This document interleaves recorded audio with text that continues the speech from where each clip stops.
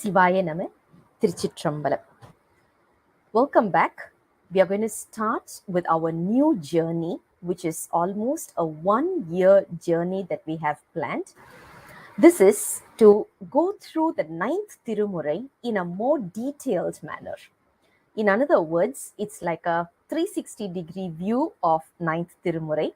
And today we are going to talk about a bird's eye view of the ninth Thirumurai. That's what our target for today is. Ninth Thirumurai is also called as Thillai Thirumurai, or it is also called as Siddhar Thirumurai. The reason is ninth Thirumurai predominantly is sung for the shrine Chidambaram, and Chidambaram is known as Thillai in Tamil due to the holy tree called as Thillai. Right now we are not able to see the tree over there due to deforestation and all these, but once upon a time it was filled with Thillai. It was called as it was a forest basically with the Thillai trees, and that's why it is called as Thillai. And right now we know this place as Chidambaram, and this Thirumurai, ninth Thirumurai, predominantly is sung to this particular shrine. That is why it has the name Thillai Thirumurai. And in Tamil, we have another beautiful tradition. When we just say a flower, by default, it will always represent lotus. If we talk about any other flower, we need to have a name specific to it. For example, jasmine flower or lavender flower and so on. But if we say just flower without any prefix, it usually represents lotus. Same ways when we talk about a fruit, by default, it will represent only banana. If we have to talk about jackfruit or mango fruit, we need to have the prefix over there. By default, it will always represent only banana. Similar to that, according to Saivites, the moment we say temple, just temple, it will only represent Chidambaram. The other temples, we need to be more specific. We need to say Tanjore temple, or we need to say Thiruvannamalai temple, or so on and so forth. But the moment we say just without any prefix, if we say temple, it will represent only Thillai, which is Chidambaram.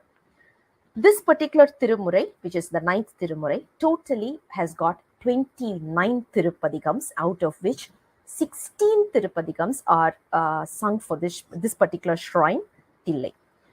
And not only that, according to our tradition, we always say the moment if we want realization, self-realization, one must visit Thillai, which means not just physically visiting there, but you have to start meditating the cosmic dancer in between our eyebrows, and that is where this is the place which is called as Olakka Mandapam, and that is the place where Nataraja is dancing. Our cosmic dancer is not elsewhere, he's actually within us, and the moment we start realizing that, we are able to visualize that, that is where self-realization will happen. That is also one of the speciality.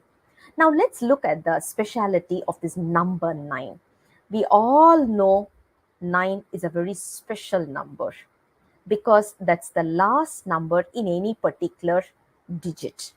After that, it will become the next digit, right? So if you talk about 9, it's a single digit. The moment you talk about the next number, it becomes the double digit. Same ways, it concludes a double digit and moves on to the 3 digits as well. So 9 has a very significant, has a lot of significance over there. Not only that, when we multiply any number in this world with 9, and you add up all the digits, you will always end up having 9 as an answer. That also represents how Lord Shiva's existence is. He is there in everything, and at the same time, he's there all alone as well.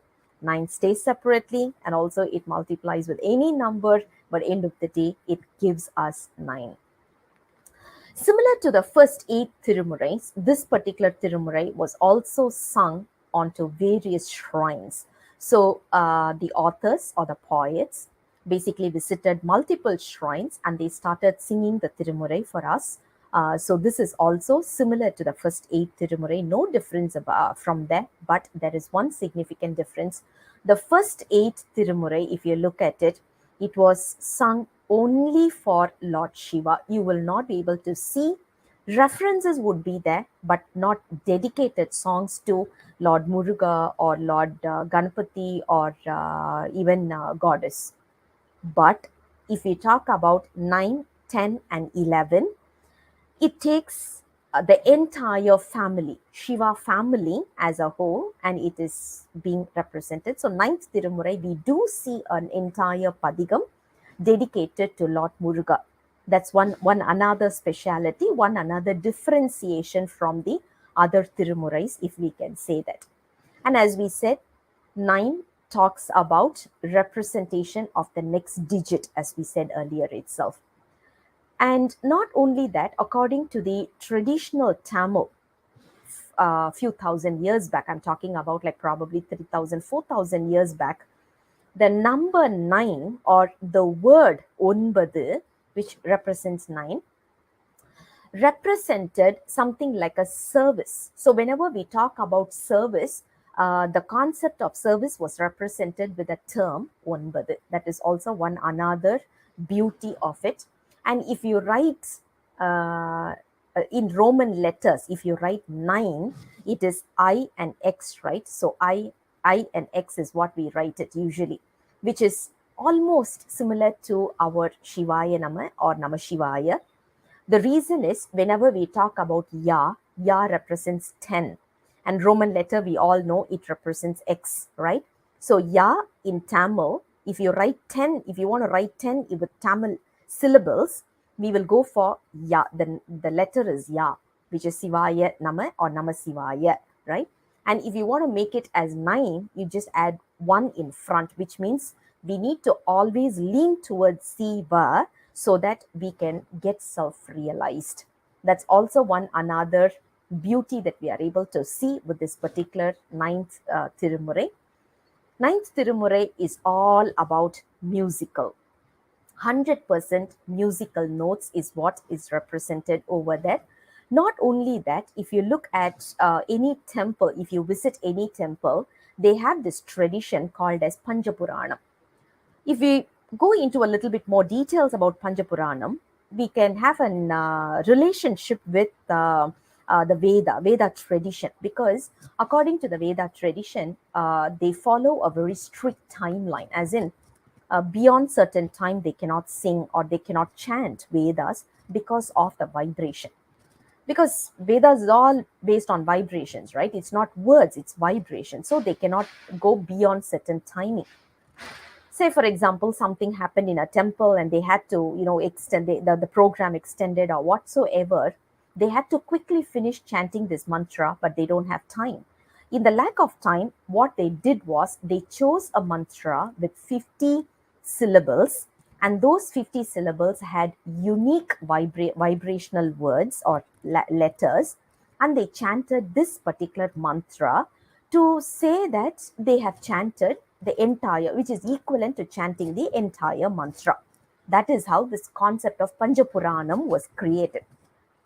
And when this was adopted by the Tamil tradition, what they did was they just took 5 songs, verses, which means from the first 7 Thirumurai, which is almost 8,000 songs, 8,000 verses, and they started singing one particular verse from the 8,000 and odd songs. And 8th Thirumurai has got about 600 verses, 600 plus verses. They chose one verse from the 600 and odd verses. And from the 12th Thirumurai, which is about 4,000 and odd verses, they chose one. 9th Thirumurai, they chose 2. One from Thiru Isaipa, one from Tirupallanda. Because if you look at 9th Thirumurai, 29 Padigams are there totally. 28 is called as Thiru Isaipa and 1 is called as Tirupallanda, the last one.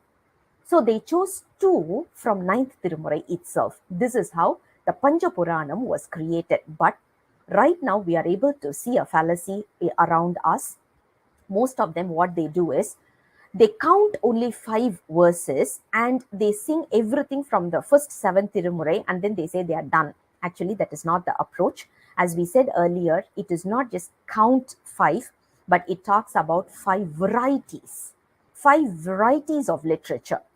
first 8,000 and odd verses that we are able to see, it is called as pun related songs, which is basically you can sing those, and you must sing in a specific manner. You can choose one or even 10 or even 100 from that, but in our checklist, only one can be ticked, which is the first one to talk about pun. Second one is Iyal Tamil. Iyal Tamil means prose. It is not going to be sung, but you can, if you want, you can use any other method to, hymn, so like, some kind of rhythms that you can come up with, but it is not specific for any particular way of singing. 8th Thirumurai, 10th Thirumurai, 11th Thirumurai is of this particular pattern. Even if you sing one entire Thirumurai, even then in our checklist of Panchapuranam, only the second one can be ticked. So you can understand, right? It is not 5 songs, rather it is 5 types, varieties of literature that we are talking about. 12th Thirumurai is about Adiyargal, which is basically the aspirants, devotees. So we are talking about one verse for the devotees. In this, if you want to sing an entire chapter, also you can do that. But again, it will only tick one from the checklist. 288 verses from Thiru Isaipa. If you have time, why not? You can sing all the 28 Thirupadigams, yet according to our checklist, only one will be ticked, which is Thiru Isaipa. Thirupallandu, only 13 verses, and even if you sing all the 13 verses, only one can be ticked. So Panchapuranam is not about 5 songs or 5 verses, it's about 5 varieties. That is the first understanding we need to have, right? So that is the concept of Panchapuranam, and we are able to see even today many of the temples, they are following this tradition of singing Panchapuranam. In your home, when you're doing your Shiv Puja, please don't stop with just 5 verses. If possible, if time permits, because early in the morning, if we are rushing for work or whatsoever, if time permits, please do sing the entire Padigam, because that's how the entire benefit will be reaped. All right. All right. Now, talking about the 9, again, beauty. One another beauty is when you look at the 9th Thirumurai, it was sung by 9 authors, 9 poets. And the 9 poets are Thirumaligai Thevar, Sendanar, Karuvur Thevar, Nambi Kadavarkon, Kandaradithar, Venattadigal, Thiruvali Amudar, Purudottamar, and Sedirayar. We do have other sessions to talk about specific authors, and at that point in time, we will go into the details of individual poets, and we will see what kind of a specialization they had and all these. For today, we are only going to introduce 9th Thirumurai, and we are going to carry on with the Padigams. That's our target. So I'm not going to go too much into details of the history or the biography of the authors and all these, right? Now, how many total Padigams we have? As we said earlier, there are totally 29 Padigams, out of which 28 we call it as Thiru Isaipa and 1 we call it as Thirupallandu. So, Thirumaligai Thevar has given us 45 verses. Sendanar has given us 47 verses. Karuvur Thevar has given 103 verses. Poonduruthi Nambikada Nambi has given us 12 verses. Kandaradithar 10 verses. Venattadigal 10. Thiruvali Amudanar 42. Purudottama Nambi 22. And Sedirayar totally 10. So when we consolidate, it comes up to 301. But according to an poem where they specified how many songs are there, how many verses are there, they say there were totally 365 verses, but we have lost the remaining. We got only 301 as of now. Let's preserve at least this, because we can't complain about what we have lost, but what we can do is be prudent from now on, and at least from now on we can preserve these. Make sure that we are reading it during our prayers on a daily basis. Now, this particular Thirumurai has, again, we are also talking about, you can sing these, right? there are something called as pan, which is even more older than the raga concept, the ragams and all these, right? It's even more older than the concept of raga. One padigam, entire padigam is given under the pan called as Indalam. Kandaram Pan, we have two padigams. Salarapani, we have one padigam. Nattaragam, we have one padigam. Puranirmai, we have three padigams. And Panjamam, we have 21 padigams. Panjamam is supposed to be one of the most auspicious pan, and there is a specific way of singing it, which all our experts are going to teach us how to do that. So we will also learn how to sing during this 1 year period. Right. Now, there are totally 14 shrines that is dedicated for this particular Thirumurai. Again, as we said, the first place or shrine we are going to talk about is Chidambaram. 173 verses are sung for this particular shrine alone. Thiruveezhimizhalai, திரு ஆவடுதுறை, திரு இடைக்கழி, திரு களந்தை ஆதித்தேச்சரம், திரு கீழ்கோட்டூர் மணி அம்பலம், திரு முகத்தலை, திரைலோக்கிய சுந்தரம், கங்கை கொண்ட சோழேச்சரம், திருப்பூவனம், திருச்சாட்டியக்குடி, தஞ்சை ராஜராஜேச்சரம், திரு இடை மருதூர், திரு Arur are the different shrines. Again, whenever time permits, we will go through the different shrines in one particular approach, so that end of the 1 year, our objective is to get to know all possible or to analyze the ninth Thirumurai in all possible angles. I would request you guys to, all of you, to subscribe to our YouTube as well as to our Facebook and be connected with us, because we are planning for 3 to 4 programs on a daily basis.